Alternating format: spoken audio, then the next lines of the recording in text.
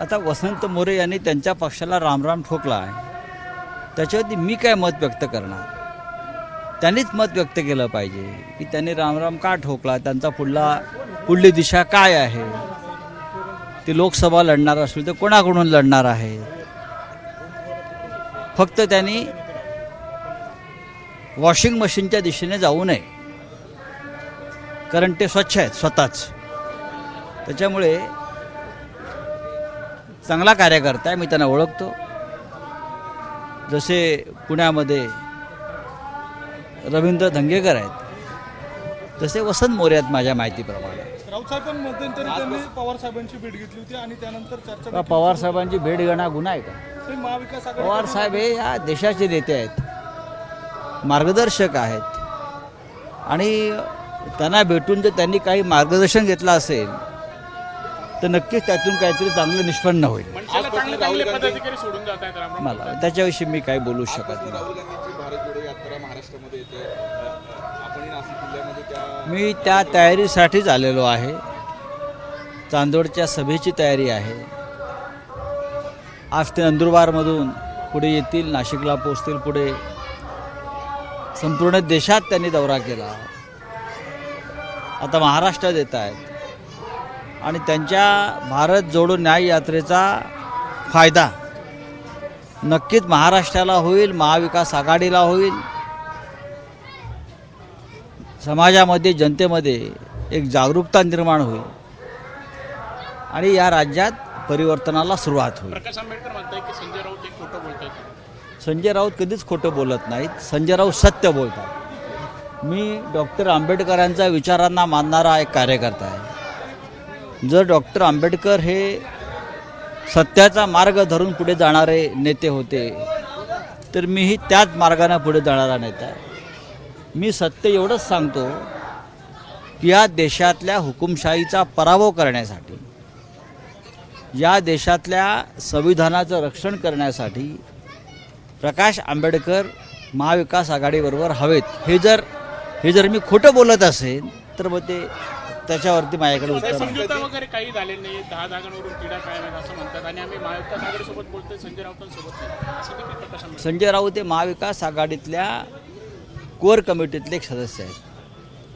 राऊत साहेब पण तुम्ही आता आणि काँग्रेस, राष्ट्रवादी काँग्रेस आणि शिवसेना यांच्यामध्ये कोणताही तिढा नाही, हे मी आमचे मित्र सन्माननीय प्रकाश आंबेडकर यांना सांगू इच्छितो. तिन्ही पक्षात तिढा नाही आणि वंचित बहुजन आघाडी यांनी आमच्याबरोबर राहिला पाहिजे संपूर्ण समाजानं, ही आमची भूमिका आहे. आणि आम्ही त्यांना महाविकास आघाडीकडून 4 उत्तम जागांचा प्रस्ताव दिलेला आहे. 4 जागा, आणि त्या जागा ज्या प्रकाश आंबेडकर यांनी आमच्याकडे मागणी केली होती त्यातल्या त्या 4 जागा आहेत. कोणत्या 4 आहेत?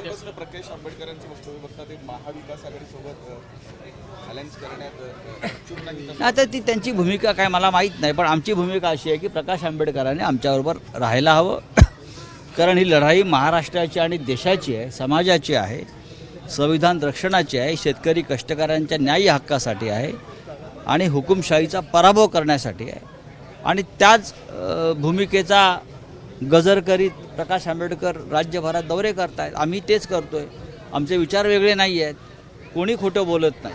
मी प्रकाश आंबेडकर खोटं बोलतात असं मी कधीच म्हणणार नाही.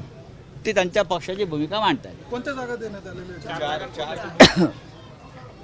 आंबेडकर साहेबांना माहिती आहे कोणत्या जागा आहेत त्या. पण राऊत साहेब तुम्ही त्यांना मित्र म्हणताय किंवा त्यांची साथ तुम्हाला हवी असं तुम्ही जाहीरपणे म्हणताय, मात्र ते तुम्हाला मित्र मानायला तयार होत नाही असा त्यांचा सूर दिसतोय. मध्यंतरीच्या काळात ते आपल्यालाच म्हटले की कोण संजय राऊत, म्हणजे ठीक आहे, आता देखील म्हणते की आम्ही संजय राऊतांची चर्चा नाही करत. माझ्याबरोबरच चर्चेला बसले होते, माझ्याबरोबरच चर्चेला बसले होते ना, आता नाही. आणि त्यांचं शिष्टमंडळ जे आहे ते गेले वर्षभर माझ्याशीच चर्चा करता येईल. विचार, आम्ही नावं सांगतो, ते स्वतः आमच्याबरोबर बसत आहेत. मागच्या बैठकीला उद्धव ठाकरे, मी, बाळासाहेब थोरात, माननीय शरद पवार अशा मी एकत्रच बसलो होतो आणि मी काय खोटं बोलत नाही. साहेब, नवनीत राणांना पुन्हा एकदा जेल होईल असं प्रकाश आंबेडकर असं प्रकाशजी म्हणतायत, त्यांच्या तोंडात साखर पडो. आता महाविकास आघाडीचे जे काही सगळे हे जागेवर निर्माण झालेलं आहे, कधीपासून जागावाटपासून फॉर्म्युला ठरेल, कुठल्या पक्षाला किती जागा मिळतील? तुम्ही महाविकास आघाडीविषयी म्हणताय, मी परत सांगतो, महाविकास आघाडीमध्ये जागा वाटपासंदर्भात कोणताही तेढ किंवा तिढा नाही. जागा वाटप पूर्ण झालेलं आहे. फक्त आम्ही वंचित बहुजन आघाडीला जो आम्ही प्रस्ताव दिलेला आहे त्या संदर्भात वंचित बहुजन आघाडी तो प्रस्ताव स्वीकारते का किंवा त्या संदर्भात त्यांची भूमिका काय आहे याची आम्ही वाट पाहतो आहोत. आणि चर्चा ही समाज माध्यमावर होत नाही, सोशल मीडियावर, ती प्रत्यक्ष भेटून होते. राऊत साहेब, तुम्ही कोर कमिटीतले सदस्य आहात, मात्र प्रकाश आंबेडकर तुम्हाला खोटं ठरवण्याचा प्रयत्न करताय. याचं कारण असं आहे की मी खरं बोलतो आहे. मग अशा परिस्थितीत कोणत्या 4 जागा दिल्या ते आपण का सांगत नाही? योग्य वेळी सांगू ना. असं आहे की जी चर्चा बंद खोलीत झालेली आहे ती उघड करण्यात मला रस नाही.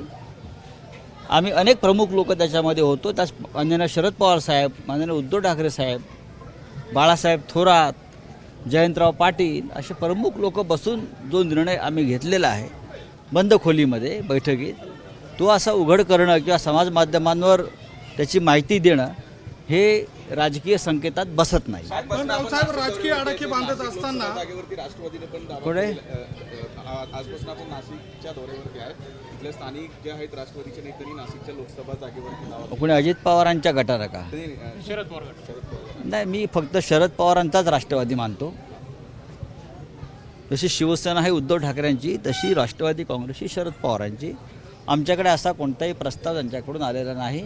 आणि ज्या बैठका झाल्या आतापर्यंत वरिष्ठांच्या, त्याच्यामध्ये नाशिक संदर्भात राष्ट्रवादीनं कधी दावा सांगितल्याची माझी माहिती नाही. साहेब, मुंबई मेट्रोमध्ये 74% हिस्सा घेण्यास राज्य मंत्रिमंडळाने मंजुरी दिली. पाहू, अभ्यास करून बोलू. आंबेडकरांनी खरगेंना पत्र लिहिलेलं आहे आणि एबीपी माझा, उघडा डोळे बघा नीट.